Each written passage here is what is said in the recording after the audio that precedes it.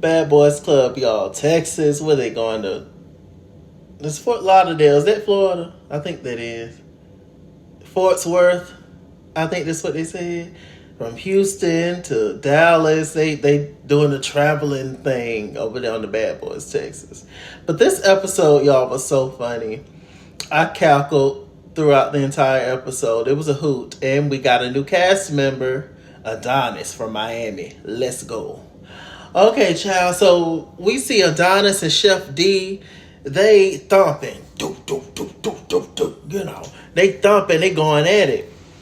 It looked like mostly swinging the air to me. But hey, I don't want no smoke with neither one of them boys. I really don't. I can't be bothered. This arthritis starting to set in. Working damn near 12 hours a day. I ain't got no energy for y'all boys. Gone somewhere. Gone somewhere. Out the authorities. So anyway, yeah, so they're going at it. Apparently, Chef D and Adonis have had some issues or whatever. It seems like Chef D got a lot of issues with a lot of people. Chef D is a lot. I think he's definitely the mole. Chef D is definitely somebody for sure. He's the I forgot what I was gonna say, but yeah, it's something about Chef D. It's just can't quite get with it, can't quite trust. But anyway, so they was going back and forth, and it was just crazy. And then Jonathan, get active. You know, he had on his plaits that he took out of old boy's head last season. I said Rio. I said, Lord have mercy, Jesus help. And so, you know, they all, before all this, they was all sitting around trying to figure out how they gonna make money and stuff. But anyway, Natalie came in with Adonis and the whole security crew and whoever else, and there you go. It was just a shit show, child. It was a mess in that living room or wherever they was. Adonis pretty much started to go his rounds. So Adonis apparently has issues with Ira, issues with Chef D, issues with Lou. Child, apparently, what I'm gathering is that Adonis was a troll. He was going around because he was mad and jealous that everybody was on the Bad Boys Club except for him, that he didn't get picked. And so he was trolling other people who did get picked, like Ara. He made a smart, slick comment underneath his post. And then him and Lou had issues apparently at the audition. Him and Lou both from Miami. And Lou apparently talked about his clothes because he's a designer. Adonis, he makes his own clothes, and Lou was just like, oh, I only wear designer. Lou may wear designer, but designer wears him.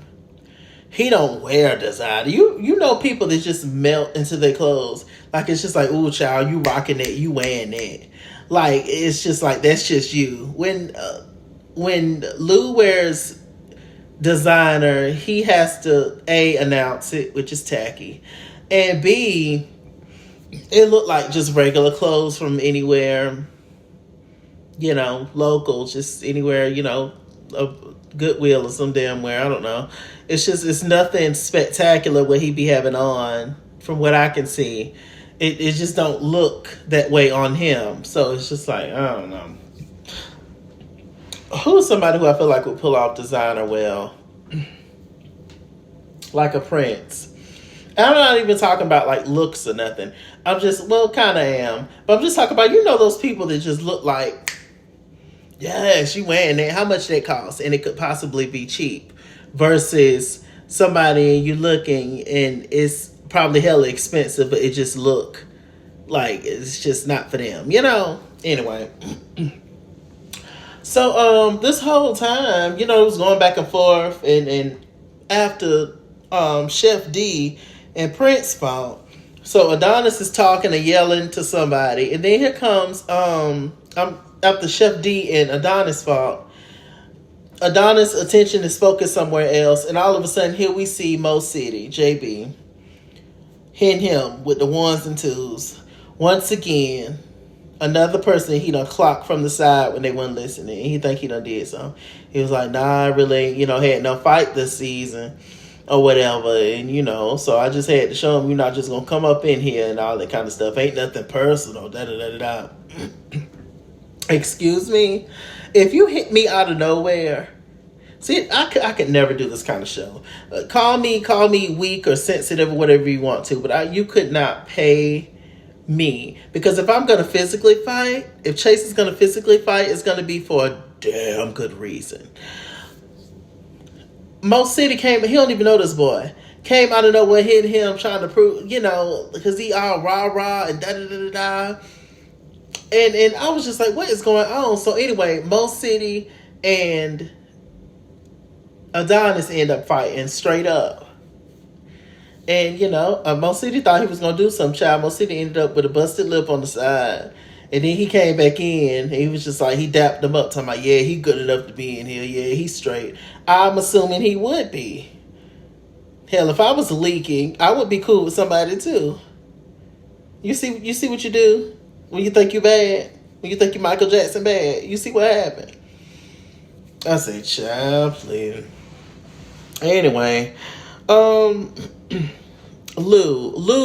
kept trying to make Ara and the Adonis boy fight. And I said, what is going on? And I told you what Adonis did, basically was making fun of Ara, whatever. But Ara, he didn't care. He let it go. He just thought it was stupid. He wasn't going to physically fight the boy, especially since he was fighting every damn body. He was just, and the fact that Lou kept trying to make him fight, and I got to thinking, I was like, oh, Lou, okay. So you trying to get Ara to fight old boy because you scared to fight him. That's really what it is. Because the biggest issue that Adonis had, as far as the people in the house, it seemed like was with Lou. And Lou was deflecting and put it on Ara. He loved to throw Ara under the bus and just come at him in any kind of way he possibly can. This is his second time doing that after him and Ara have made up and cool. He did it on the bus, I think last episode, when they started oddly talking about God, and Ara doesn't believe in God. And so they started going back and forth, and everybody started pondering on Ara, basically trying to turn him into something he does not want to be. And and that came out of nowhere. Once again, this is another situation where Lou is throwing Ara under the bus, throwing him to the wolves so everybody else can attack him. Lou, I had hope for you. I really did, but you were something else. You and that Chef D, I just don't know. I just don't know. And Mo City, I don't really have nothing for you. I don't. Here's what I'm gonna say. Compared to last season, I'm definitely more. Am I more into the season? Probably.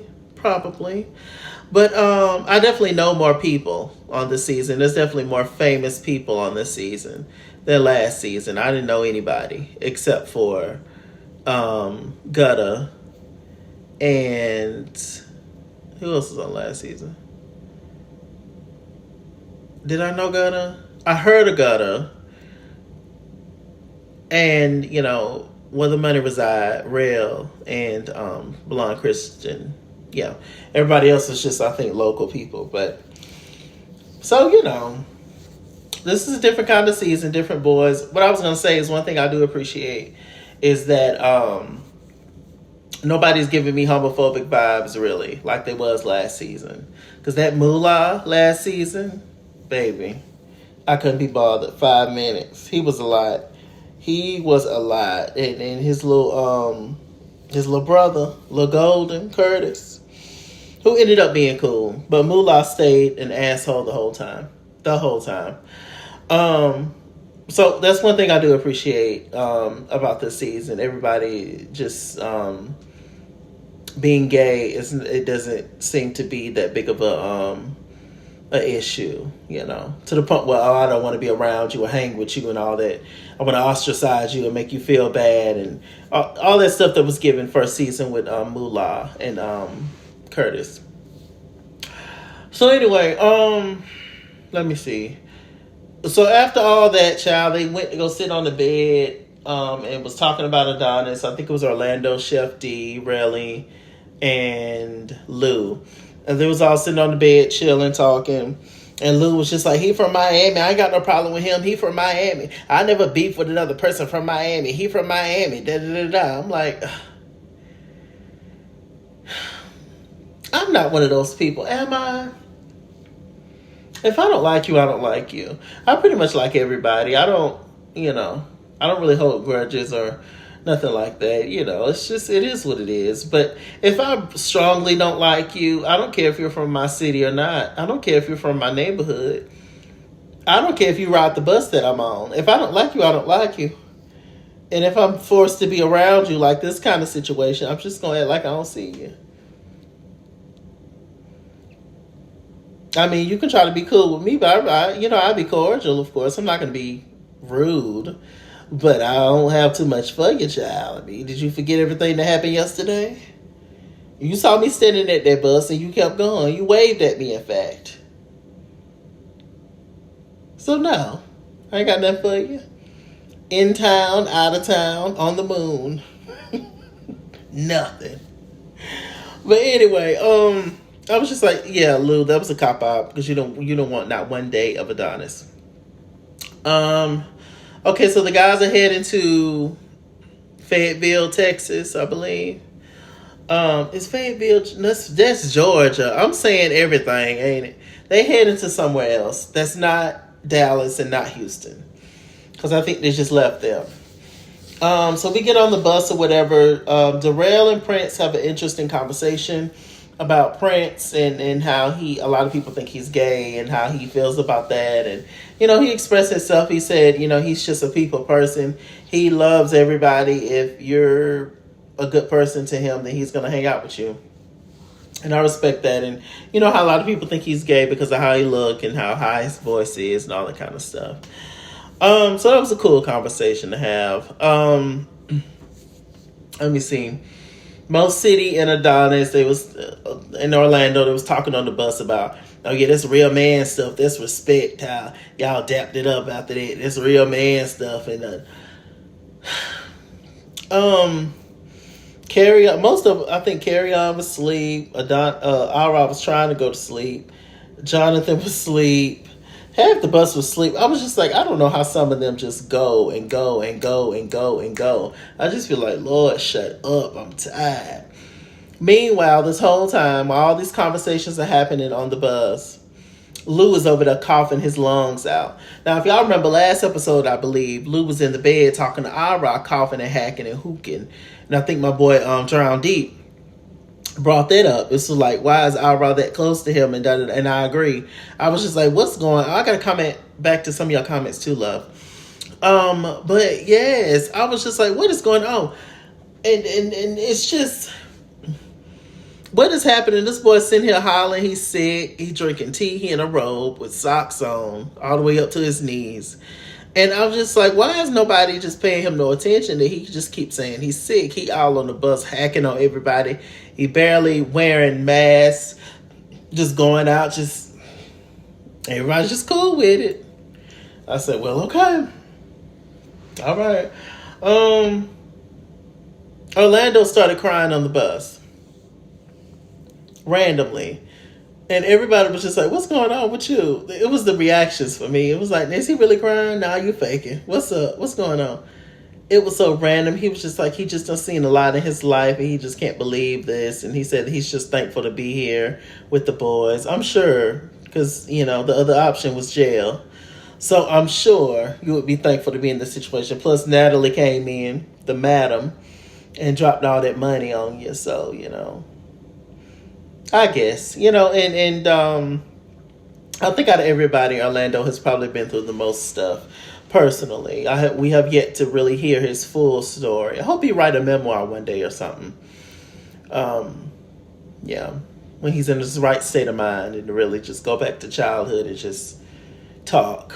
Like he did an audio or something. Like I would definitely pay for that. Because I'm interested in Orlando's story, but it was just the most random cry that I could think of. And did I laugh? Yes, unfortunately. But it was just a hoot. It was just It was odd, but you know, hey, on the same time, when something hits you, it hits you. So there you go. Better out than in, I tell you. So they made a stop at a gas station or whatever, and this part is when I hollered.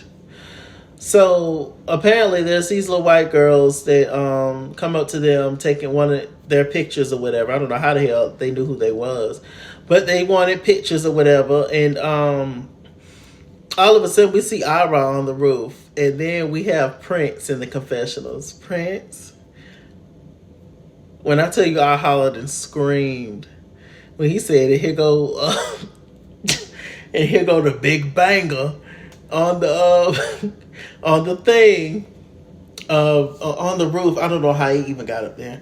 So he on the roof doing his thing.